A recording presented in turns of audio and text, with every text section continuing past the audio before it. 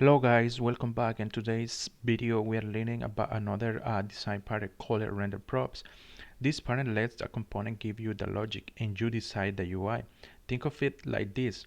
The component does work and you choose how it looks. Now what problem is this trying to solve? Sometimes multiple components needs the same logic. Press state, animations, timers, fetching, forms. With render props, we can put the logic in one place and reuse it everywhere. We're still giving every component its own custom UI. Now let's define what a render prop is. A render prop is simply a prop whose value is a function. This function receives data or a state from a component and returns the UI. That's it. Alright, enough of me talking. Let's create a component that detects if something is present. And instead of deciding the UI, we let the caller decide. So let's take a look at this. First, I'm gonna go to the simulator, and here is our work environment. And let's go to the components, and we are gonna create a component called pressable state. So let's go here, create a component, pressable state, and within this, we're gonna create a template, the usual, and we have the template now, and here we are going to define an interface, pressable props. That sounds good. And we are going to have a children as a function, right? And this the function will take a value. That value is going to be a boolean, and then here we are going to define some state, a local state, and we're going to call it preset, probably set preset, and the default value is gonna be set it to false. And here we are going to replace this view, and we are gonna use pressable, which is a component that comes with React Native already. So within that component, we are gonna pass two props, which are press on press in and on press out, right? And that's basically it, what we are going to pass here. And we are going to pass the children here, which is the function that we will pass whenever we are going to use this component. So let's pass the children.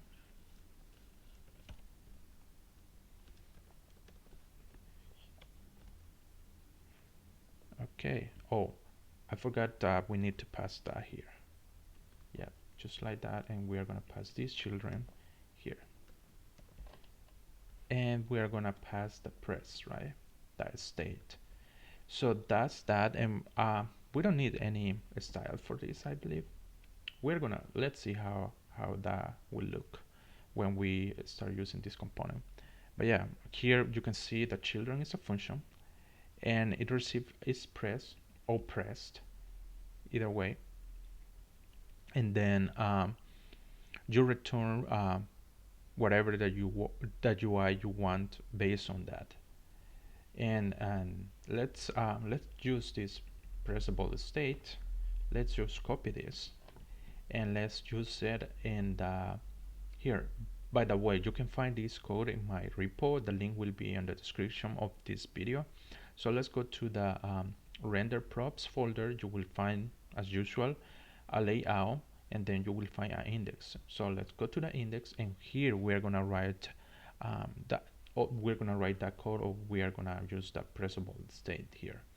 So let's write that first, and I believe we're gonna need, we can use a container, I guess. Let's add a view here, and let's import this from React Native. Yep. And we're gonna start with some style here. Let's see.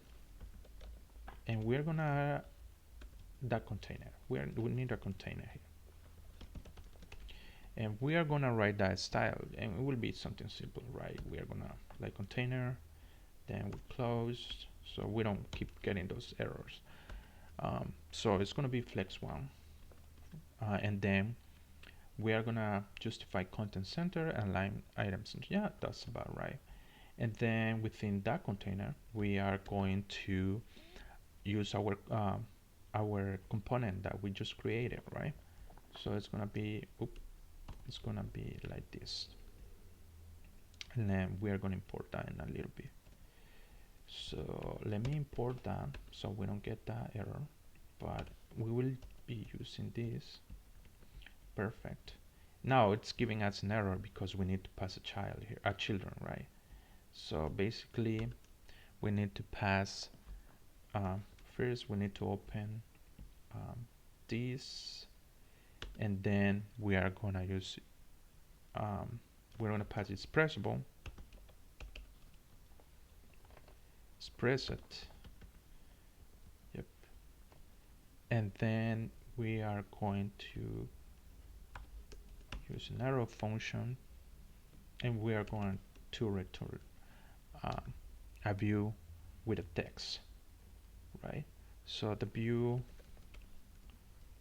will be, let me open and close this, and then inside that we're gonna have a text will be press, right? Press it or press me. So let's take a look at that. As you can see, it is working. We are going to provide some style to this so it looks a little bit more appealing. It doesn't look like right now it looks kind of boring, but let's add some style to this. So we're gonna call this, let me add this first, style equal, we're gonna use this, and we are gonna add style that box, that will be the style, and we can add another conditional here or another style based on a condition, and the condition will be if it is pressed, we change the background color or anything that we want. In this case will be the background color, light blue. I don't know if that light blue will work or not, but yeah, it is working. So let's work on this style box. All right, and let's add some, how about padding of 20? That's perfect. And let's add the background color. Great. Okay, yeah, sure. And when you press it, the background will change that's happening based on this condition. Now to the text, I don't know if we want to add something to the text, maybe the sides, so it looks much better. So let's see what we can do with the text here so it doesn't look so boring. So yeah, font size will be 18, and font weight, that's perfect, and the black color, yeah, that sounds about right. And we press it, and yeah, we have the style, we have our pressable state, and we are using it right here, and we are deciding what to display based on when we press it or not. So basically the components provides the logic, right? This component is providing the logic. This is providing the logic, right?